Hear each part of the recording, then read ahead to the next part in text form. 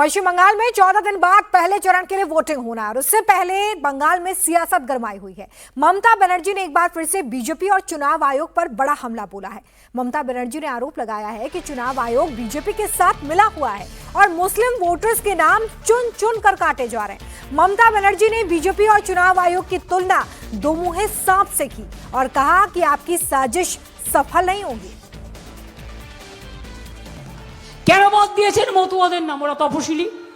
কেন বাদ দিয়েছেন রাজবংশীর নাম? ওরা তপশিলি। কেন বাদ দিয়েছেন আদিবাসীদের নাম? ওরা আমাদের সবচেয়ে বেশি বন্ধু। কেন বাদ দিয়েছেন হিন্দু থেকে মুসলমান সবার নাম? আর মুসলমানদের তো দেখে দেখে কচুকাটা করেছেন। ভেবে জেনেতে চলবে? চলে যাবে। যতই করো হামলা তৃণমূল জিতবে বাংলা। अभी से कुछ देर पहले ही बीजेपी के डेलीगेशन ने चुनाव आयोग से भी मुलाकात की है। बीजेपी ने आरोप लगाया है कि बंगाल में टीएमसी वोटर्स को धमका रही है, संवैधानिक संस्थाओं पर हमले कर रही है। बीजेपी ने चुनाव आयोग से टीएमसी के धमकीबाज नेताओं के खिलाफ एफआईआर दर्ज करने की भी मांग की है। साथ ही कहा है कि हार की हताशा और निराशा से टीएमसी बौखला गई है। ऐसे शब्दों का उपयोग कर रहे हैं जिससे लोगों के मन में डर और भय आए। अब ममता बनर्जी जी खुद यह बात कर रहे हैं कि 200 बटालियन सीआरपीएफ की आ रही है, उसको मारो, किचन से सामान ले आकर के मारो, ऐसा बात कर रही है। और अभिषेक बनर्जी यह कह रहे हैं कि भारतीय जनता पार्टी के कार्यकर्ताओं समर्थक का हाथ तोड़ो, पैर तोड़ो, इस प्रकार का सीधे वो ललकार रहे हैं, हिंसा फैलाने का काम कर रहे हैं।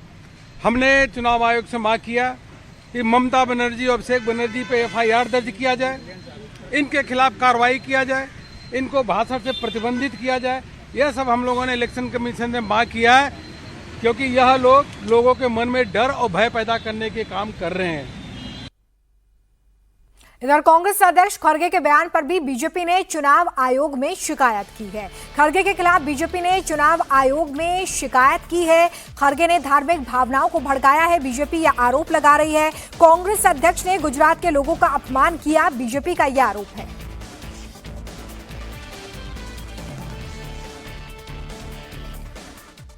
जिसके तहत वो इस तरह का वक्तव्य दे ही नहीं सकते, एक वर्ग विशेष के गैदरिंग को भड़का नहीं सकते, धार्मिक भावनाओं से भड़काने का कृत्य अपराध है। ये हम कहने आए हैं कि आप नोटिस जारी करिए माननीय खड़गे जी के खिलाफ और उनको रोकिए चुनाव में ऐसा भाषण देने से, क्योंकि वो राष्ट्रीय कांग्रेस के अध्यक्ष भी हैं और राज्यसभा में नेता प्रतिपक्ष भी हैं। दूसरा वक्तव्य उन्होंने दिया खड़गे जी ने केरल में कि आप तो पढ़े लिखे लोग हो, ये गुजरात अनपढ़ है, गुजरात के लोग अनपढ़ हैं। ऐसा वक्तव्य देकर के पूरे गुजरात का अपमान किया है मल्लिका अर्जुन खड़गे जी ने। हम मांग करते हैं कि वो माफी मांगे, सार्वजनिक माफी मांगे।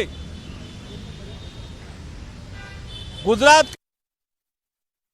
के लोगों का अपमान सहन नहीं होगा। ये भारतीय जनता पार्टी का प्रतिनिधिमंडल निर्वाचन आयोग को कहने आया है।